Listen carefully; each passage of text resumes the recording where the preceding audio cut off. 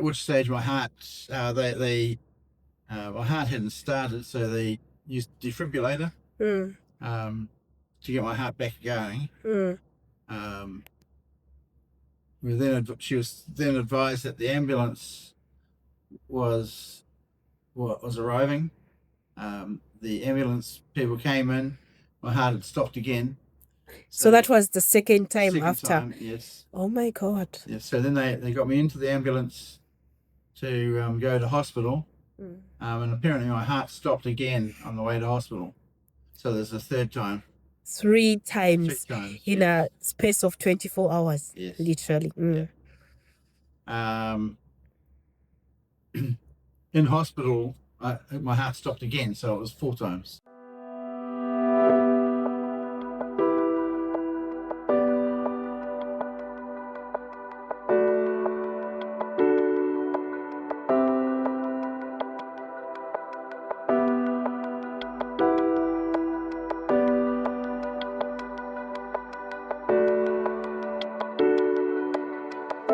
Paul went to bed like any other nights.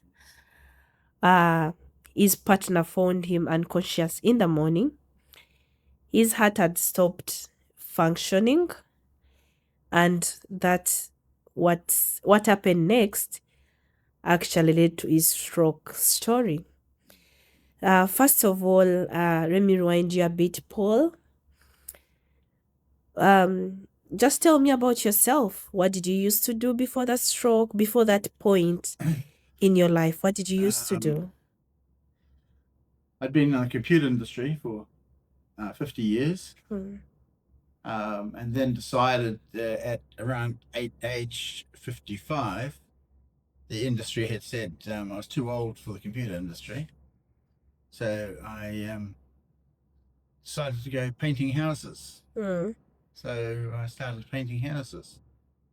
And as you can imagine, my fitness got improved, got better and better. Yeah. Climbing up and down ladders all the time. Yeah.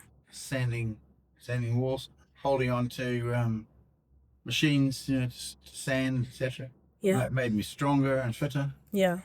And I was also taking asbestos off ceilings. And that's what I'd been doing the day before my heart stopped. So the day before your heart stopped, you actually was working in construction. Yes. Just to give us a better picture, during that time, were you considering yourself to be in a better physical state? Did you have a healthy body weight? Were you overweight? What was your condition that time? Yes, I was overweight. I've struggled with my weight for a number of years. So at that stage, I think I was about 120 plus kilos. Yeah. Which is too much for me. Okay. So now let's rewind back to the night you actually went to bed. Just tell us the story of what happened. Don't leave out any details. What actually happened and how did you go to bed and what happened immediately when you realized what was happening around you? Well, in fact, I didn't realize anything that was wrong. It was a normal evening as far as I could remember. Yeah. It was the next morning when my partner came in to give me a cup of tea that she realized that I was non-responsive. Yeah. My eyes had rolled back in my head. I was cold and rigid, at which stage she phoned 111. The emergency services asked if she knew CPR, to which she said, not really, I've never practiced it, but I have done a first aid course in the past. So they said, fine. And they talked us through how to do CPR. And then they advised that there was an ambulance and fire brigade were on their way. Yeah. Fire brigade is first responders. So she continued doing CPR until they turned up and took over. And at which stage my heart, my heart hadn't started, so they used a defibrillator to get my heart back going.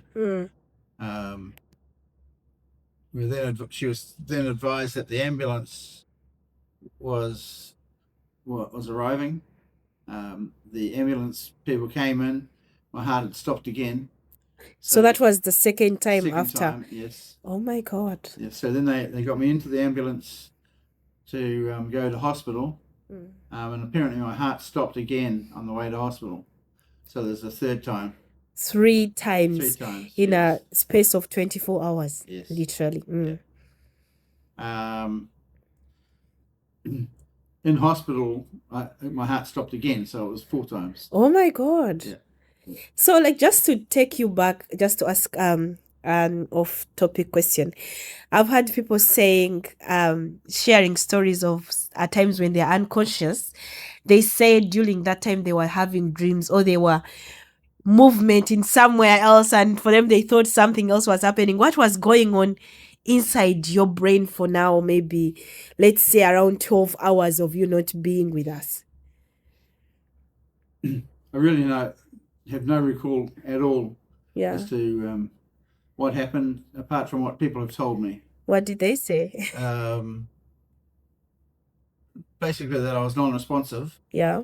And in the hospital I was put into the cardio ward.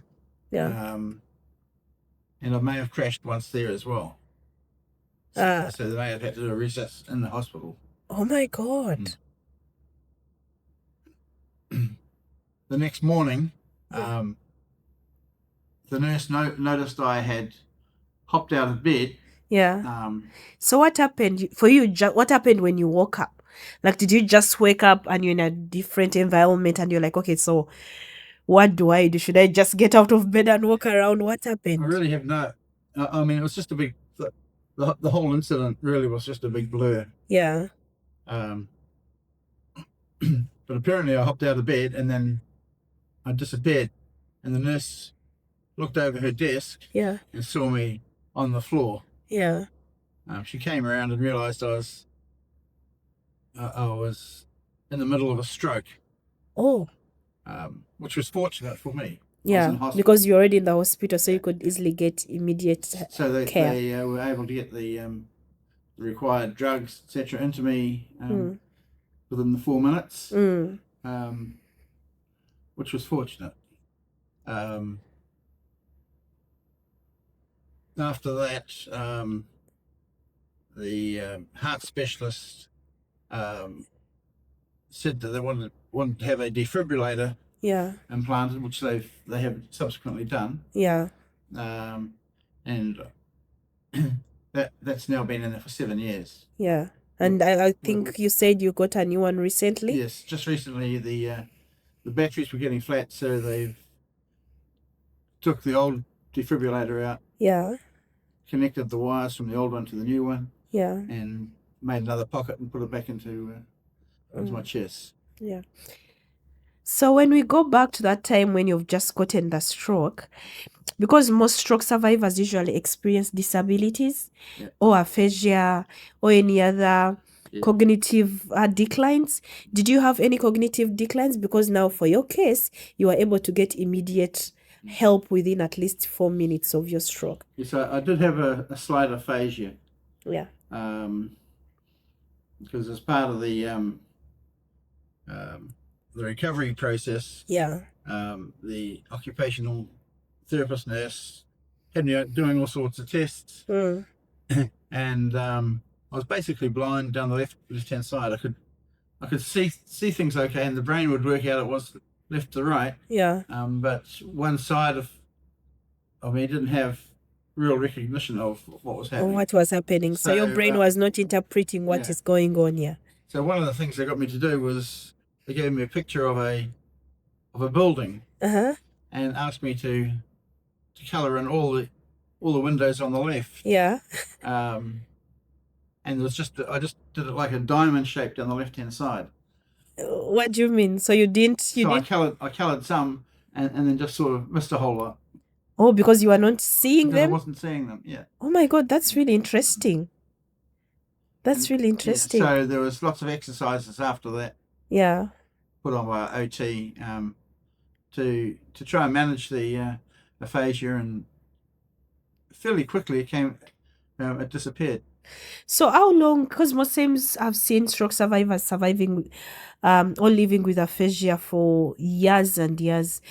How long did it take you to actually have normal conversations without any speech delays or aphasia symptoms? I think I still have a slight split speech impediment. Yeah. But basically, within a month, I was back to not normal, but feeling like I was normal. You're feeling like you are normal. Okay. And the amazing thing, prior to my stroke, I was playing in a band, in a swing band, a 20-piece swing band. And after my stroke, I went back to a rehearsal. Yeah. Sat down to play drums, and couldn't even hold 4 notes. Couldn't play four notes. Because your brain couldn't remember the notes? Well, no, my brain just wouldn't. I really don't know. But since then, just the muscle memory has totally amazed me. I'm back playing drums again now. And we are rehearsing for a concert coming up. Oh, where is the concert going to take place? There'll be one in Auckland, and then we're rehearsing for one in Samoa. So what's the name of your band? I don't know.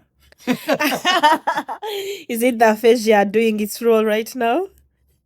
Well, again, it's a jazz band. Yeah. We're only small people. We're only small. It's just three people. Yeah. So it's a woman trumpet player who also plays piano and sings. Oh, that sounds interesting. A guitarist and myself playing drums. That sounds interesting. So, because what I've seen in most stroke survivors, they say if you do something you used to do with your body, maybe exercising, now for you, you are taking the drums as an exercise and trying to remind your brain of what it used to do. Do you think it's one of the reasons as to why your aphasia or your recovery was a bit faster than most stroke survivors as well? Yes, I think it was. I think the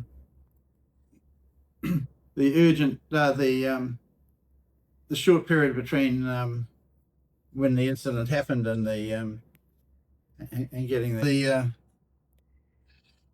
because the hospital was able to get the stroke drugs into me immediately.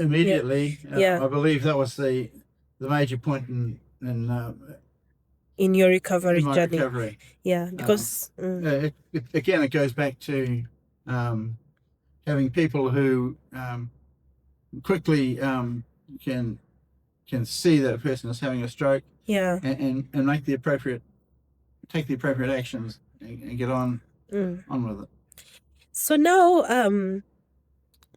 how has been your life after stroke? How is do you still have any physical disabilities you think are impacting your life due to the stroke you experienced? Or since you have less physical disabilities, your life is not impacted by the stroke? No, I don't really have any ongoing physical disabilities. I'm back driving a vehicle again. Nice. And I take a lot of care with that. Trying to make sure if I'm getting tired or feeling unsafe that I stop and seek help. But I've been able to drive for several hours. 200 or 300 kilometers. Wow. And then had a couple of days and then drive back again. I need to watch any alcohol intake. What happens when you take alcohol after having a stroke? What have you found any differences now or compared to before? Yes, sometimes I notice the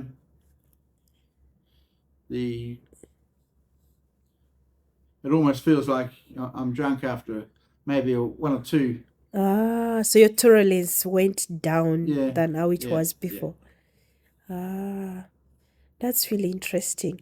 Okay, so let's stop there.